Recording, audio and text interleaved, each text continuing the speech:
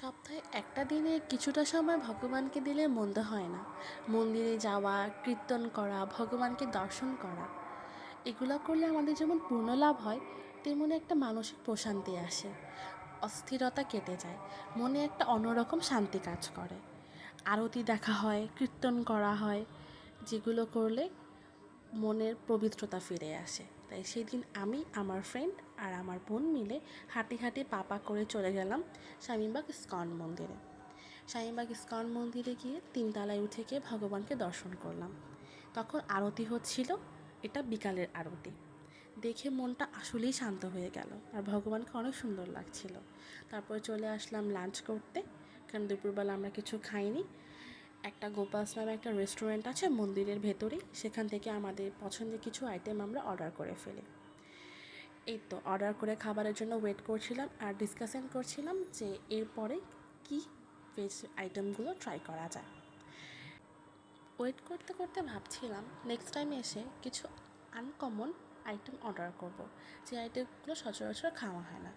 এই তো ওয়েট করতে করতে চলে আসলো ভেজিটেবল কাটলেট, যেটা পুরোটাই একটা ভেজ আইটেম।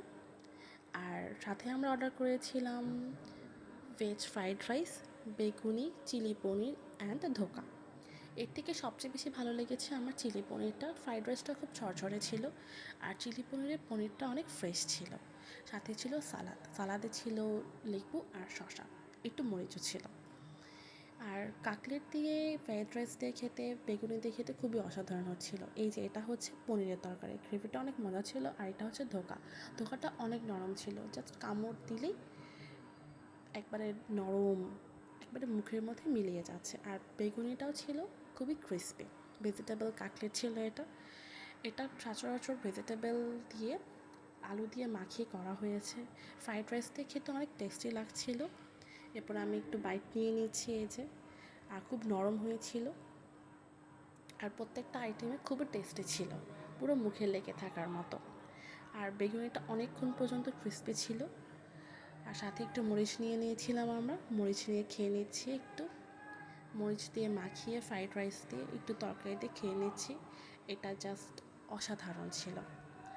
এই যে, এরপর মিষ্টি আমাকে একটু বেড়ে দিচ্ছে চিলি পনিরটা, যেটার গ্রেভিটা আসলে অনেক টেস্টি ছিল। আর ফ্রাইড রাইস দিয়ে খেতে প্রত্যেকটা আইটেমই সেরা লাগছিল। ভেজ আইটেম অনেক মজা, যদি ভেজ আইটেমের মতো ভেজ আইটেম খাওয়া যায়। এতে আমি খেয়ে নিচ্ছি এখানে। আর ধোকাটাও দেখো কতটা নরম হয়েছে। ধোকাটা আসলেই অনেক নরম হয়েছে, একবারে শক্ত থাকেনি। আমি মাঝে মাঝে অনেক ধোকা খেয়েছি যেখানে অনেক শক্ত থাকে, কিন্তু এখানে পুরো নরম ছিল আর খেতে অনেক অসাধারণ হয়েছিল। আর মশলাটা পুরোটাই ধোকার ভেতরে ঢুকেছে, সেটা কারণে ধোকাটা আরও খেতে ভালো লাগছিল। তারপর চলে গেলাম আমরা ডেজার্ট আইটেম কিছু খেতে। মন্দিরের পেছন দিকে একটা রেস্টুরেন্ট আছে, সেখান থেকে আমরা কিছু ডেজার্ট আইটেম খাবো। ওরা খাবে প্যাটিস আর আমি খাবো হচ্ছে মিষ্টি দই। এরপর যে হাঁটি হাঁটি পা করে চলে গেলাম, গিয়ে আমরা অর্ডার দিয়ে ফেললাম একটা কাপ দই আর দুটো প্যাটিস খেয়েছে হচ্ছে আমার বোন আর আমার ফ্রেন্ড, আর আমি খেয়েছি হচ্ছে মিষ্টি দই। মিষ্টি দইটা আসলে টেস্ট ছিল, আর বেশি মিষ্টি ছিল না, যেটা একবারে নর্মাল সেটাই ছিল। আর প্যাটিসটা অনেক টেস্টি ছিল, কিন্তু আমি এটা ট্রাই করিনি, আমার প্যাটিস এত বেশি ভালো লাগে না।